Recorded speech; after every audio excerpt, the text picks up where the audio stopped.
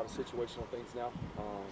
Making sure that our guys understand end of the game situations, field position situations, and just really making sure that we do a great job with our diligence and make sure our guys understand that stuff. Do you get too caught up in the result of that, like 2-minute, 4-minute situation, or is it more just, hey, you got to go look at the film and break down how everybody reacted to different situations? Way more concerned about the operation and how we execute and understanding how we're executing in those situations. Yeah, because we're on both sides there. It's everybody's winning right there, right? Because we got team. That's one of the best things too, right? We divide the team up, and so we're playing an offense and a defense and an offense and a defense. It's not defense versus offense, and I think that's huge. And I think the guys did a great job of that today as well. With that install, new for the team, but new for you as well. So you're not reprogramming somebody.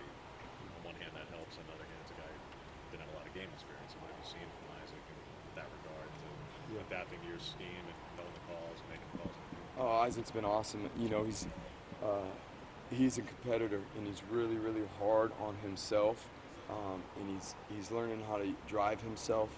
He is really diligent with the game, and he cares a lot about the game. He's got unbelievable instincts too. He gets the game, he understands the game, and he has been. He's had a really great fall camp. We're really pleased about what he's doing and how he's doing it. Ken Wilson talked a lot about how he felt like there was 3 guys inside that he was confident with, but he was finding the next 3. Right. Who are those candidates you guys are looking at right now to figure out who could be the next 3 guys? Yeah, so with Troy and Isaac and Samson, and we're bringing along some of the younger guys as well, like MJ. Those guys are working every day. They're working tough. They're working hard to figure it out in there, and G-Mon as well. But I think the consistency, from the operation standpoint, because it's just not what you're doing at linebacker. It's what helping set up the fronts and the defenses, and that takes reps. That takes getting comfortable and confidence with what you're doing, so you can get up there and be a field general. Coach Wilson said he recruited you to Nevada when he was over there.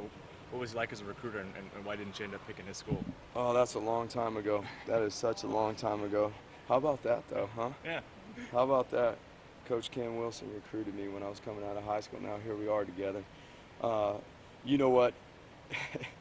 It was the way it all worked out. I ended up going to Boise State, and that's one of the best things that happened to me in my life, so I'm going to leave it at that. Your secondary cornerbacks, you got Graham and Lenore there, but you trying to find those guys? Is that another spot where, not many of those other guys have played? You're trying to figure out who's the 2s, 3s, who's ready to be in a game? Yeah, you know what? This camp is about building fundamentals and technique, making sure that we understand how to play situational football and being situational masters, and 100% about creating dependable depth. That's what we talk a lot about with the guys, creating dependable depth, guys that can execute their fundamentals and their techniques. And you got young guys like DJ James, that have stepped up and done a real nice job out there on the outside. Daywood's done a nice job. We got the 2 guys that have played a ton, but we got a whole host of guys coming along at corner as well. They've actually played. They've played really well here, especially in this last week. They've done a nice job. Coach Dante Williams has done a great job with them, especially here of these last few days. What do you look for in a Triquez who played safety in high school? What do you, as a coach, look for? Hey, let's try him at corner. What are those things that you see that this might work? You know what? That actually, Tri has been playing a little bit of corner, and that was earlier on in camp. That came by out of necessity. He hadn't studied any corner, and he got a little low one day. So I said, hey, go out there and just cover that guy. Well, just cover him. Don't worry about anything. He went out there and he jammed a couple guys up at the line, and we were sitting in the meeting room. I think he found a new position maybe. He's done a great job with it. He's very positive about his approach and things like that. And so he was excited about the opportunity. Who are the guys rotating at dime now that that's where some of those guys getting looks? Is it all just the guys who are spending time in nickel? Is it Javon? Is it Traquez? Who are some of those guys? We don't have dime. We don't have dime. No, we're just playing nickel. We're still in nickel personnel. What are the things you want to see from based off the first scrimmage carry over into the second and outside of it? The operation. That's kind of what slips up a little bit when you get into a real game situation and you're practicing all that stuff. Things are moving faster. the signals, the operation. It takes a little bit longer. You know, the personnel's not on the script, so you got to get the personnel. It takes a little bit longer to get the call. Those types of things, how guys respond, how they operate between the snaps is a huge part from us. And then our message to them is always just go. We'll analyze the film and see what techniques, what fundamentals we need to clean up. But there's one thing that when we don't want to have to clean up when we turn on that film, and that's how hard we're running to the ball.